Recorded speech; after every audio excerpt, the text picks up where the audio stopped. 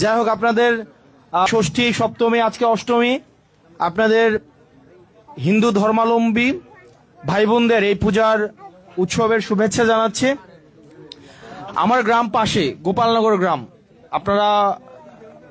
আপনাদের এই পূজায় আমি আপনাদেরকে ডিস্টার্ব করতে চাই না। আপনারা একটা আনন্দ ঘন পরিবেশে ছিলেন, আপনাদের আনন্দ দীর্ঘায়িত হোক। শুধু এটাই বলবো যে আপনাদের সাথে আমাদের হিন্দু এবং মুসলমানের যে একটা হৃদ্যতাপূর্ণ সম্পর্ক আছে সেটা যেন সব সময় থাকে। আমাদের যেটা আন্তরিকতার একটা সম্পর্ক আছে সেটা যেন সব সময় থাকে। আপনারা কি রসুলপুর বাজারে যান? রসুলপুর বাজারে যান না?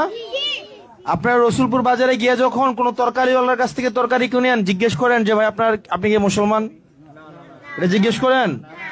তুমি যখন স্কুলে যাও, তোমার টিচার যখন পড়ায়, আমরা কি জিজ্ঞেস করি আপনি কি হিন্দু না মুসলমান? আমরা তো জিজ্ঞেস করি না, তাই না? আমরা যদি সিনজিতে ওঠার সময় আগে জিজ্ঞেস করি যে আপনি হিন্দু না মুসলমান? আমরা জিজ্ঞেস করি না। তার মানে আমাদের সমাজে হয়তো আমাদের বিশ্বাসের জায়গাটা আলাদা। আপনি একটা ধর্মে বিশ্বাস করেন, আমি একটা ধর্মে বিশ্বাস করি। আমাদের ধর্মীয় বিশ্বাস অক্ষুণ্ণ রেখেও আমরা সামাজিকভাবে, সাংস্কৃতিকভাবে আমরা সুন্দর সৌহার্দ্যপূর্ণ সম্পর্ক বজায় রেখেই আমরা সুখী সমৃদ্ধ বাংলাদেশ আমরা গড়ে তুলতে পারি। এটা কিন্তু আমরা পারি না?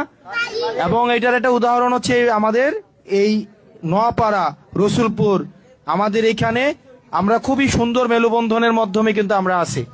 তো যাই হোক, আপনারা প্রচন্ড গরম, আমি বক্তব্য দীর্ঘায়িত করব না। আপনাদের সাথে আমার পরবর্তীতে কথা হবে। আমার পাশেই গ্রাম, আপনারা সুন্দর করে আপনারা পূজাটা পালন করেন। আমাদের কোনো হেল্প লাগলে আপনারা জানাবেন, আপনাদের সাথে দেখা হবে। আপনারা ভালো থাকবেন, আপনাদের জন্য শুভকামনা। ধন্যবাদ সবাইকে।